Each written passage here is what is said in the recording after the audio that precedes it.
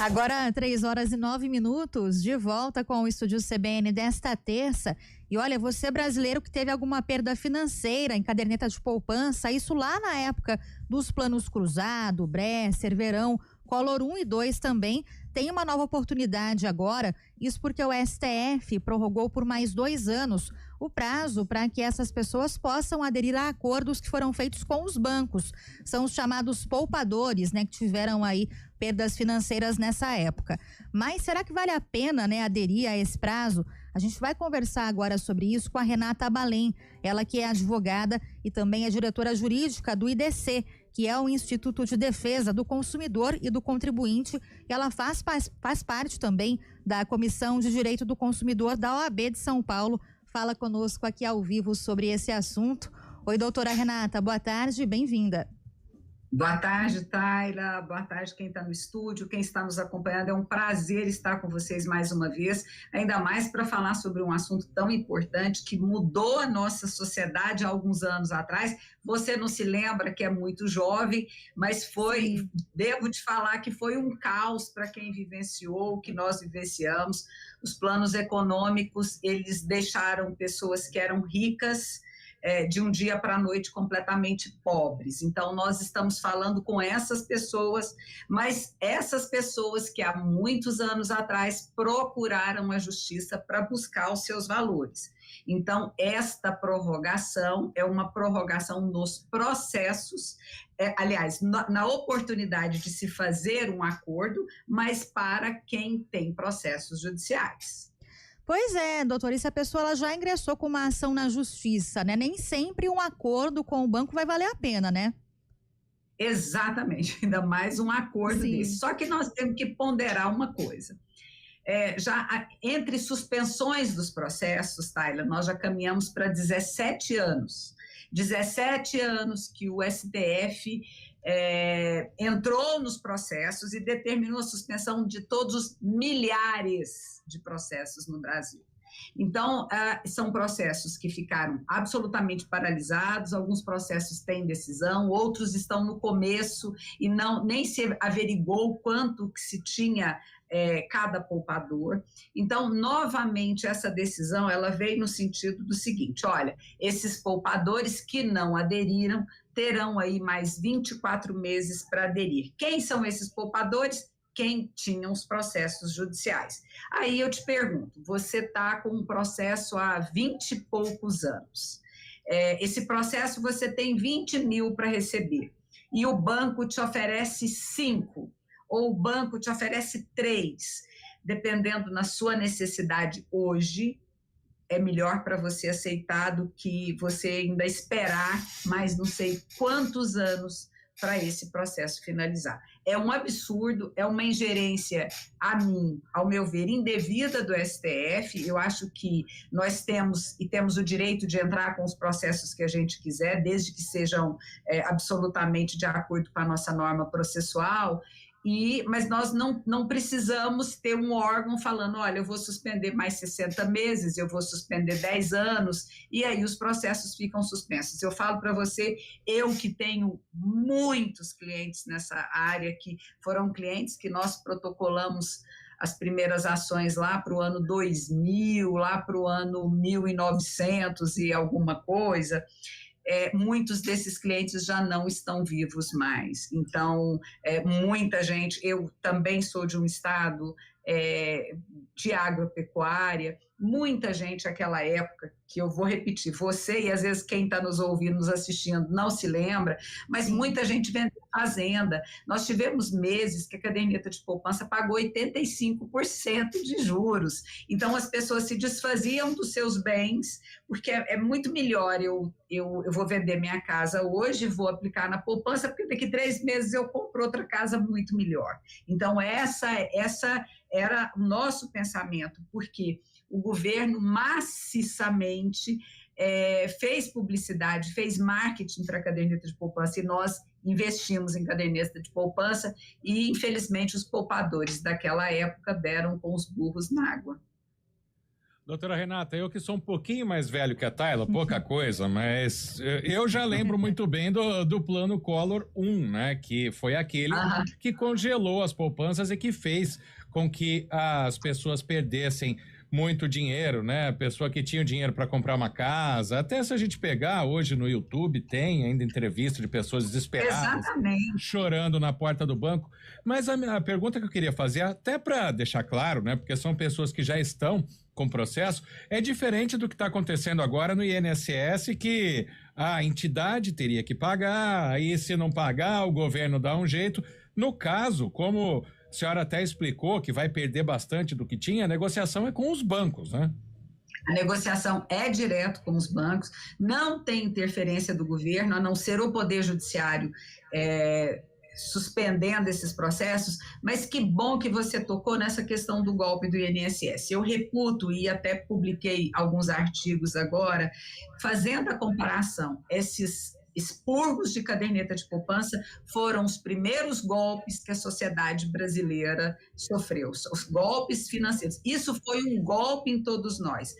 Você tem planos econômicos que eu acabei de falar, esses planos econômicos, nós erramos, as equipes econômicas erraram até acertar no plano real, que ainda bem que acertou. Então, mas você pode errar, mas você não pode traduzir este erro num prejuízo financeiro para quem não tem nada a ver com isso, entendeu? E foi o pequeno, foi aquele que foi na conversa do governo que mais perdeu. Olha, assim, eu assisti pessoas todos os meses chorando porque vendeu fazenda e não tinha onde morar, porque morava na fazenda e quis vir com a família para a capital, então vendeu a fazenda porque com juro pagava aluguel, pagava tudo, pagava escola, e de um dia para a noite essas vidas ruíram. É muito triste, viu? Isso foi muito triste o que aconteceu, porque foram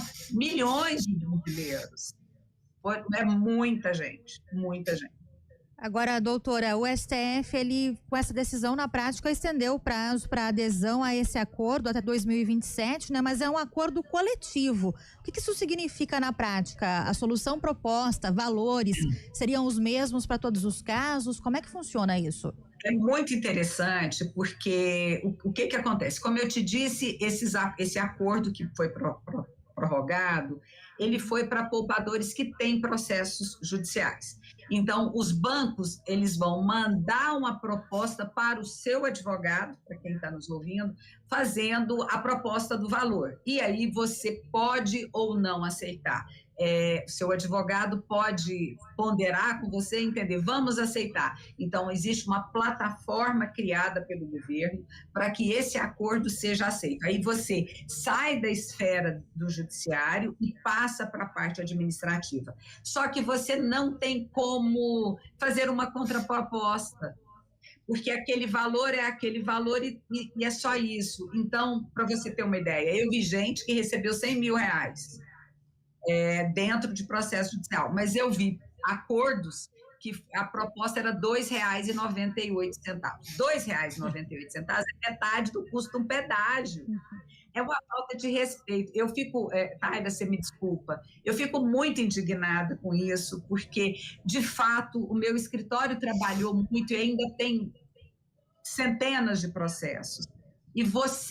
E eu compartilhei, depois que nós começamos a divulgar essa pauta, eu compartilhei com vários colegas advogados que vieram ter comigo, porque como você explica para o seu cliente que o STF suspendeu o trâmite do processo dele por 10 anos, e agora já são 17, e estão indo para 19, então, assim, isso é ilógico.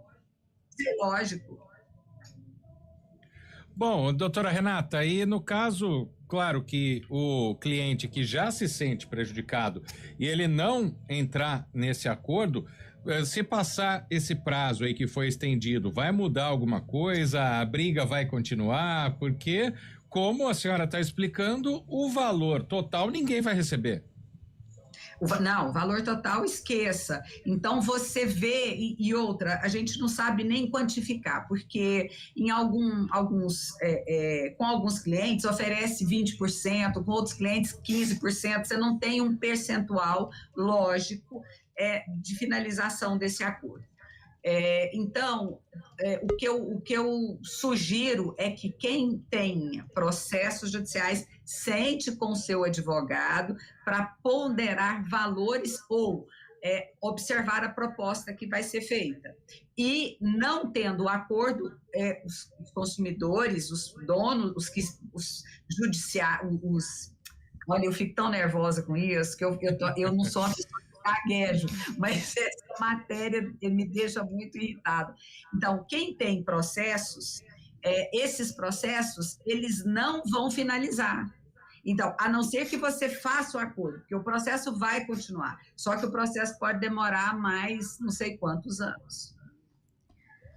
Bom, de fato, nenhuma das duas soluções aí, ela vai, de fato, agradar quem está aguardando até hoje uma resposta e um ressarcimento, né, doutora? Na prática é isso, né? Exatamente. E eu vou voltando ainda ao golpe do INSS, para quem tem uma certa idade, assim como eu, Tayla, que eu tenho idade para ser sua mãe, eu falo para você, nós vamos ver acontecer exatamente isso com as pessoas que tiveram os descontos do INSS. Daqui 20 anos, essas pessoas vão estar brigando. É um descrédito na justiça. O Poder Judiciário ele tinha que ser... agora é uma crítica de quem advoga há 40 anos.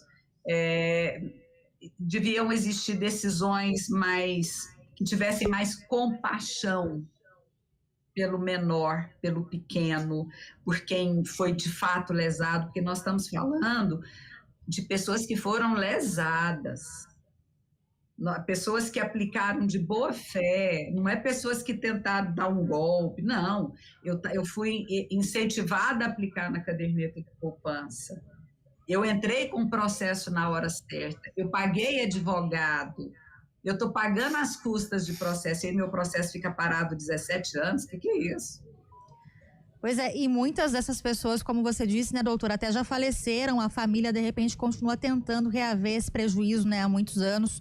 Bom, eu agradeço muito aqui a participação da doutora Renata Abalém, ela que é advogada, diretora jurídica também do IDC, Instituto de Defesa do Consumidor e do Contribuinte, e também faz parte da Comissão de Direito do Consumidor da OAB São Paulo.